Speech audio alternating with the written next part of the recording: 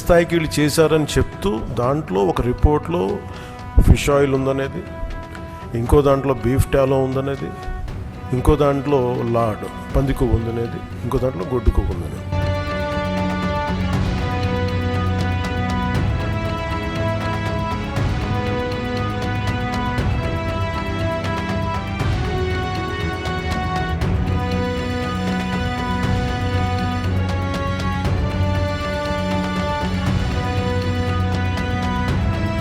నమస్తే, welcome to కిటీవీ media. పవిత్ర తిరుమల క్షేత్రం తిరుపతికి సంబంధించినటువంటి శ్రీవారి విషయానికి సంబంధించిన ప్రసాదం లడ్డు విషయంలో కల్తీ జరిగిందన్న ఆరోపణలు దేశవ్యాప్తంగా చర్చకు దారితీస్తున్నాయి. ఇదే నేపథ్యంలో ఇది కేవలం ధార్మిక విషయంకే కాదు, భక్తుల మనోభావాలకి సంబంధించింది, భక్తుల మనోభావాన్ని తీవ్రంగా కలిసివేస్తుందని చెప్తూ ధార్మిక దీనికి సంబంధించింది కాబట్టి పశ్చాత్తాప దీక్షను చేపడుతున్నారు శ్రీకాకుళం జిల్లా ఆంధ్రప్రదేశ్ నియోజకవర్గానికి సంబంధించినటువంటి జనసేన ఇన్ఛార్జ్ పాడాడ రామ్మోహన్. ప్రస్తుతం మనతో పాటు ఆయన ఉన్నారు. దీక్షలో ఆయనతో పాటు చాలా మంది నేతలు కూడా పాల్గొనడం జరిగింది. అసలు ఈ దీక్షకు సంబంధించినటువంటి పూర్తి డీటెయిల్స్, అదే విధంగా అసలు లడ్డు విషయంలో ఎలాంటి కల్తీ జరుగుంది అనుకుంటున్నారు, ఆ విషయాలన్నీ కూడా ఆయనతో ఒకసారి నేరుగా మాట్లాడే ప్రయత్నం చేద్దాం.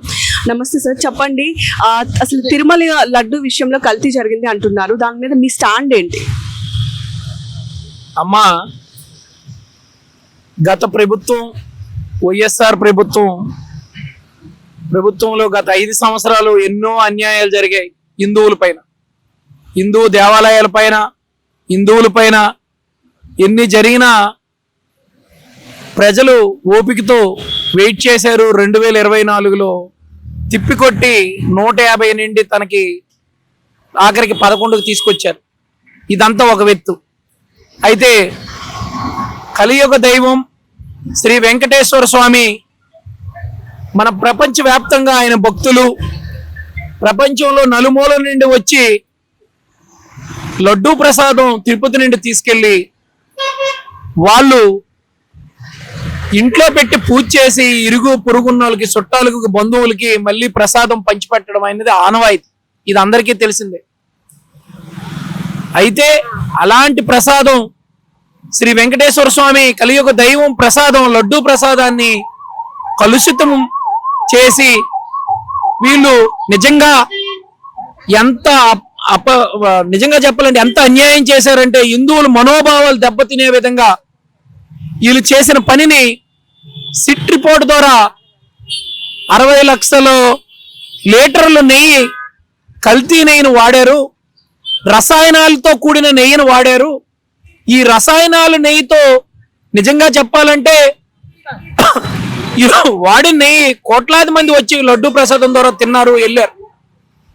అయితే ఇది జరిగిందని సిట్ రిపోర్ట్ లో కూడా తెలిసినా సరే దాన్ని కప్పిపుచ్చే విధంగా కల్తీ జరగలేదు, అసలు కల్తీ ఎక్కడ జరిగింది, మేము నెయ్యి వాడాము, నెయ్యిలో ఏమైనా కొవ్వు ఉందని రిపోర్ట్ ఉందా అని మాట్లాడుతున్నారు. ఇప్పుడు నేను వాస్తవం చెప్తున్నా, రసాయనాలతో మీరు పాల నుండి కనీసం పాలు లేని నెయ్యి ఎక్కడి నుండి వస్తుంది?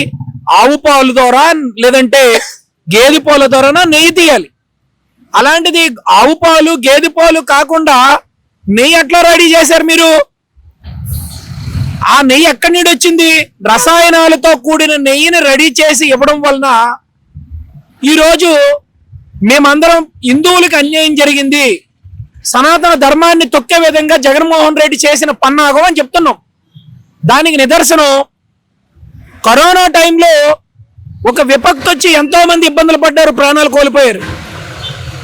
అలాంటప్పుడు ఎందుకు కోల్పోయారంటే వాళ్ళకి వాళ్ళ శరీరంలో ఇమ్యూనిటీ పవర్ లేక, కొంతమంది కొన్ని సైడ్ ఎఫెక్ట్ ఉండడం వలన వాళ్ళు ప్రాణాలు, కొంతమంది కరోనా వచ్చినా చాలా శుభ్రంగా ఉన్నారు, కొంతమంది ప్రాణాలు కోల్పోయారు. అయితే కలుషితమైన ఏదైతే రసాయనాలతో కూడిన నెయ్యి తినడం వలన ఎంతో మంది సైడ్ ఎఫెక్ట్ గురవుతారు.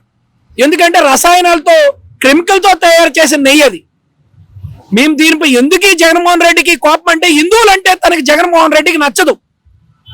హిందువులు మనోభావాలు దెబ్బతీసే విధంగా హిందువులను తొక్కేద్దామని, హిందువుల్ని తగ్గిద్దామని విదేశస్తులతో జగన్మోహన్ రెడ్డి కుమ్మక్క అయిపోయి, విదేశస్తులతో లక్షల కోట్లు బేరమాడుకొని హిందూ సనాతన ధర్మాన్ని తొక్కే విధంగా ఎవరైతే ఉన్నారో ఈ 30 మంది ఎవరైతే ఈ కల్తీ నెయ్యి దోషులు ఉన్నారో వాళ్ళందరికీ శిక్ష పడాలి, వాళ్ళందరితో కలిసి జగన్మోహన్ రెడ్డి ఆడిన నాటకం ఈ కల్తీ నెయ్యి ఈ విధంగా చేసి దాన్ని కప్పిపుచ్చుకునే విధంగా ఈ రోజు వాళ్ళు ఏది జరగలేదన్న ప్రభుత్వమే కోర్టే తీర్పిచ్చింది ఇందులో కల్తీ నెయ్యి అంటే రసాయనాలతో కూడిన నెయ్యి వాడారు అని. ఓకే, అసలు మీ పశ్చాత్తాప దీక్ష వెనుక ఉద్దేశం ఏంటి? దేనికోసం ఈ దీక్ష ఎందుకు దీక్ష చేస్తున్నామంటే ఎవరైతే కల్తీ నెయ్యిలో భాగస్వామి అయ్యారో వాళ్ళు బహిరంగ క్షమాపణ చెప్పే విధంగా ఉండకపోతే ఎవరైతే ఎమ్మెల్యేలు కానీ మాజీ ఎమ్మెల్సీలు కానీ జగన్మోహన్ రెడ్డి కానీ వాళ్ళు వర్గం కానీ ఎవరైనా సరే తిరుపతి కొండపైకి వెళ్ళే అర్హతలకు లేదు. తిరుపతి కొండ దర్శనం తిరుపతి దర్శనం శ్రీవారి దర్శనం వాళ్ళకి ఇవ్వకూడదు.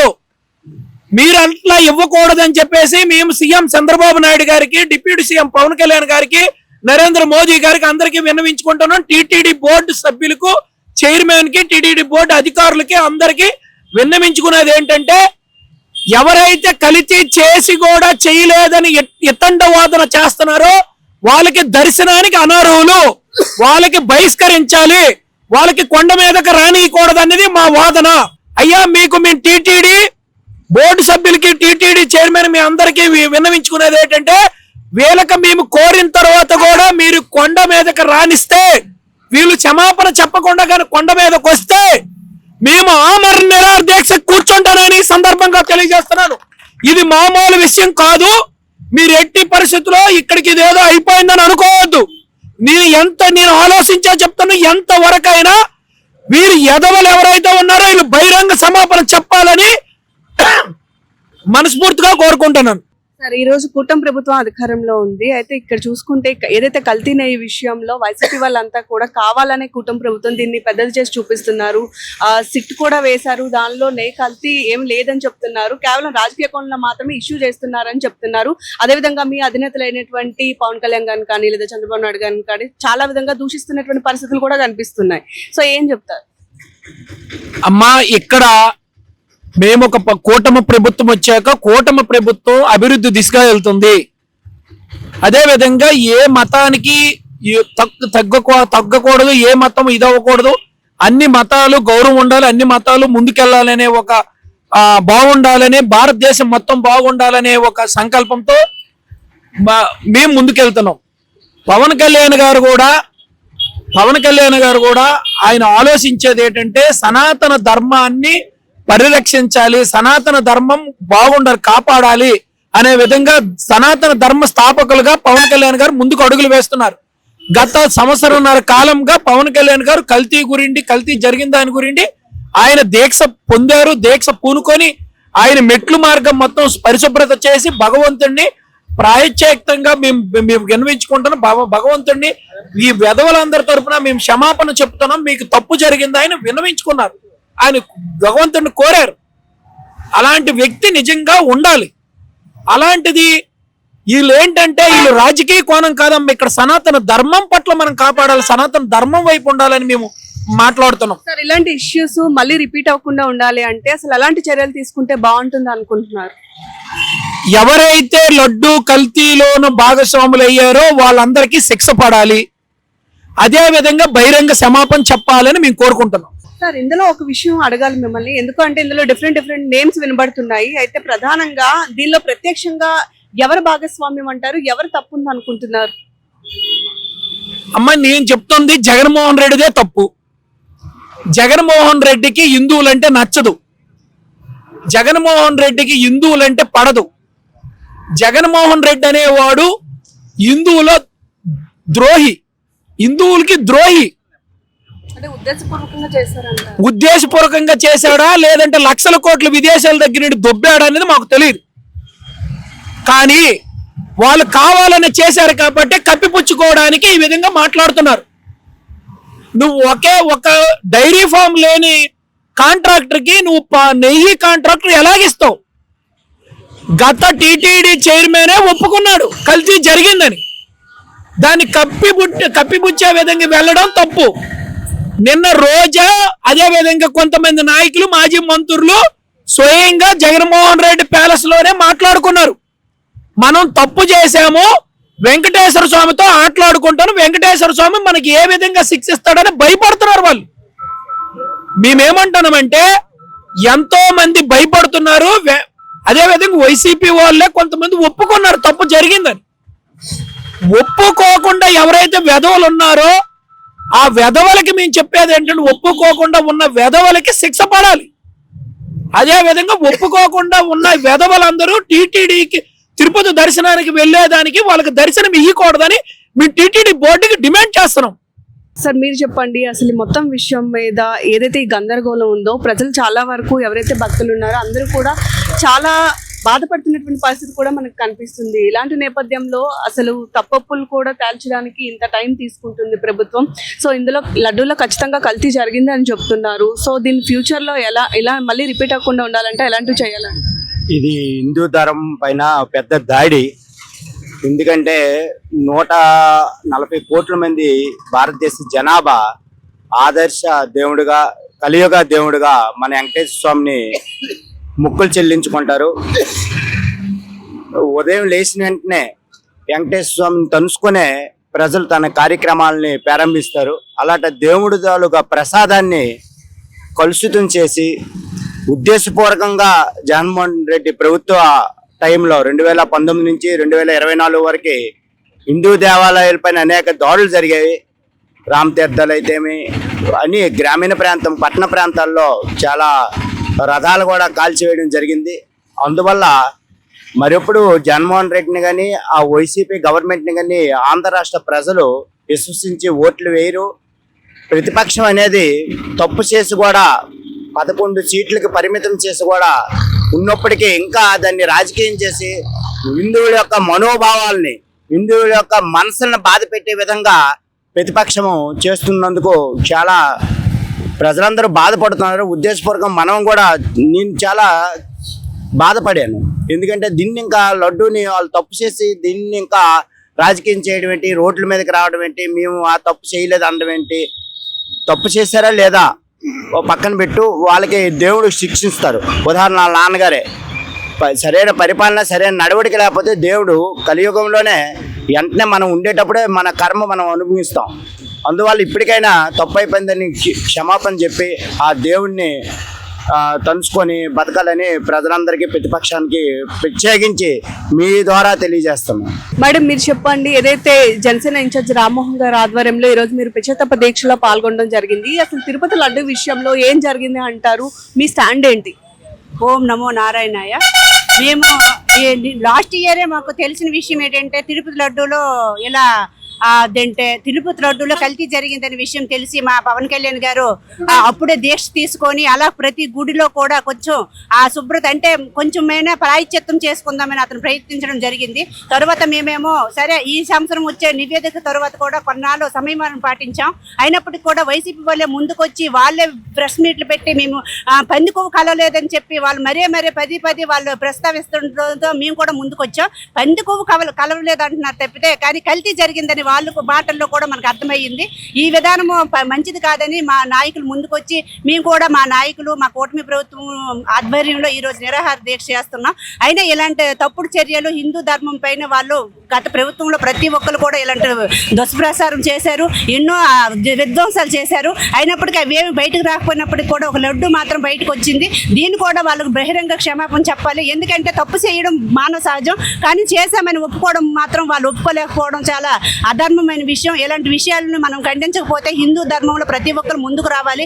దేవుడే చూసుకుంటేనైతే మనం విడిచిపెట్టకూడదు. ఎప్పుడైనా దేవుడు ఎప్పుడో జరుగుతుంది అనేది మనం ఈరోజు విడిచిపెట్టకూడదు. ప్రతి హిందూ ముందుకు రావాలి. అలాగే జనసేనలో ప్రతి ఒక్కరు కూడా ప్రతి మతంలో ఎవరికి ఏ హాని జరిగినా మేము ముందుండి పోరాడతాం. అలాగే హిందూ ధర్మంలో ఈ రోజు ఇలా జరిగింది కాబట్టి ప్రతి ఒక్కరు కూడా ముందుకొచ్చి పోరాడాలని మేము కోరుకుంటున్నాం.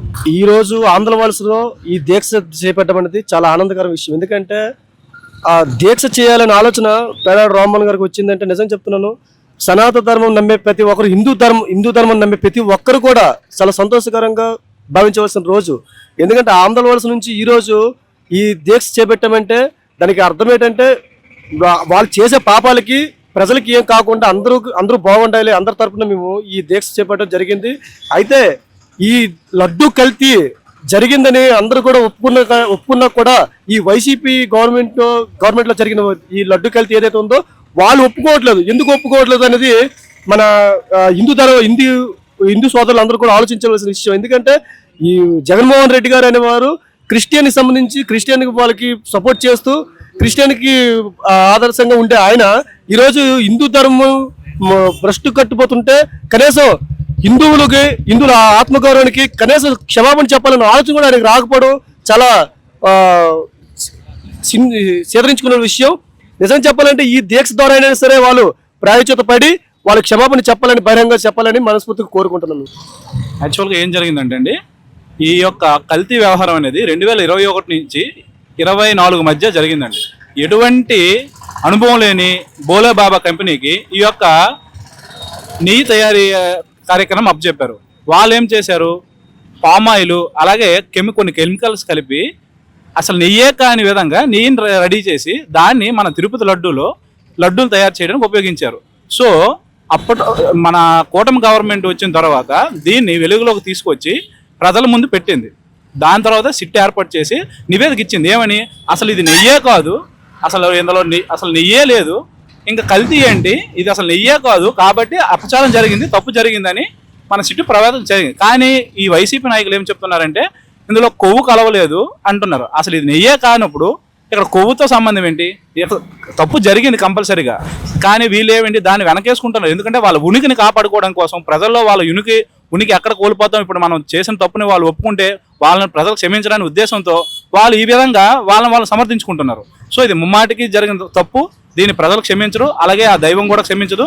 దానికే వీటి కోసమే మేము ఈ యొక్క హిందూ ధర్మాన్ని తరతరాలుగా హిందూ ధర్మం మీద ఎవరో ఒకరు ఇలాగా మా యొక్క మనోభావాల్ని దెబ్బతీసేలా చర్యలు తీసుకుంటున్నారు. సో దీనికి మేము ప్రతిఘటిస్తూ ఈరోజు ఈ ప్రాయశ్చిత్త దీక్ష చేపడుతున్నాం. కాదు, ఆరంభం మాత్రమే. ఎందుకంటే మనం మొట్టమొదట భారతీయులు. ఒక చెట్టుకి వివిధ రకాల కొమ్మలు ఎట్లా ఉంటాయో ఈ మన భారతదేశంలో వివిధ రకాలు ఉండే కులాలు, మతాలు అది సహజం ఉన్నాయి, చాలా ఆనందదాయకం. అయితే ఎదురు మతంని కేవలం భూస్థాపితం చేయాలి అనే ధోరణి సరికాదనేది ఒక హిందువుడిగా నా అభిప్రాయం. ఇది జగన్మోహన్ రెడ్డి గారికి కొత్త ఏమీ కాదు. కడపటి కాలంలో కేవలము స్పిరిట్ వేసి కొన్ని లక్షలాది మంది ప్రాణాలు కోల్పోయి ఈవేళ భర్త లేని భార్యలను ఎందరినో చవి చూస్తున్నాము. మరి ఈనాడు కూడా భగవంతుడి లడ్డూలో కూడా కలుషితాన్ని చేసి అందులో అనేక విధాలైనటువంటి లేనిపోనివి కెమికల్స్ కలిపి ఆ కెమికల్స్ ద్వారా అనేక మంది ప్రాణాలు హతం చేసినటువంటి సంఘటన ఈనాడు సంభవించింది. అంతేకాకుండా వివిధ దేవాలయాల్లో, హిందువుల దేవాలయాల్లో అనేక అఘాయిత్యాలు జరిగినాయి. వీటన్నిటికీ కారణం కావాలని ఉద్దేశపూర్వకంగా హిందువుల్ని భూస్థాపితం చేసే ఒక కుట్రగా భావిస్తూ ఇది ప్రారంభం మాత్రమే, అంతం కాదని తెలియజేస్తున్నాను. ఏదైతే ఈరోజు భారతదేశంలో జరుగుతున్న ఒక దరిద్రమైన సంఘటన, ముఖ్యంగా మన తెలుగు రాష్ట్ర ప్రజలందరూ కూడా తలదించుకోవాల్సిన పరిస్థితి. ఎందుకంటే ప్రతి రాష్ట్రంలో ఒక దేవుడు కొలువై ఉంటాడు. మన తెలుగు రాష్ట్రంలో శ్రీ వెంకటేశ్వర స్వామి మనకి తెలుగు దేవుడు అని మనం గొప్పగా చెప్పుకుంటాం. అలాంటి దేవుడికి ఈరోజు పాపం చేసిన 2019, 2024 మధ్యలో పాపం చేసిన వైసీపీ ప్రభుత్వానికి దేవుడు కర్మ ఎవరిని వదిలిపెట్టదు. ఏదైతే ఈ special investigation team SIT report ఉందో దాని నుంచి కూడా 60 నుంచి 65 లక్షల నెయ్యిని వాళ్ళు కలుషితం చేసి ఒక ఎసెన్స్, అంటే బిర్యానీలో మనం ఎలాంటి ఎసెన్స్ యూజ్ చేస్తామో వాళ్ళు లడ్డూలో ఎసెన్స్ యూజ్ చేసి నెయ్యికి బదులుగా పామ్ ఆయిల్ కానీ అలా ఎడిషనల్ అంటే బాత్రూంలో యూజ్ చేసే కెమికల్స్ కూడా ఇందులో యూజ్ చేశారని సిట్ రిపోర్ట్ చెప్తుంది. వీరికి తప్పకుండా శిక్ష పడాలి. ఏదైతే ఈ ఆంధ్రప్రదేశ్ నియోజకవర్గంలో మానించే నియోజకవర్గాన్ని స్టార్ట్ అవ్వాలని శ్రీ పేడారి రామ్మోహన్ గారు తీసుకున్న నిర్ణయానికి మేమందరం కట్టుబడి శ్రీ పవన్ కళ్యాణ్ గారికి, అదేవిధంగా చంద్రబాబు నాయుడు గారికి, మన దేశ ప్రధానమంత్రి అయినటువంటి శ్రీ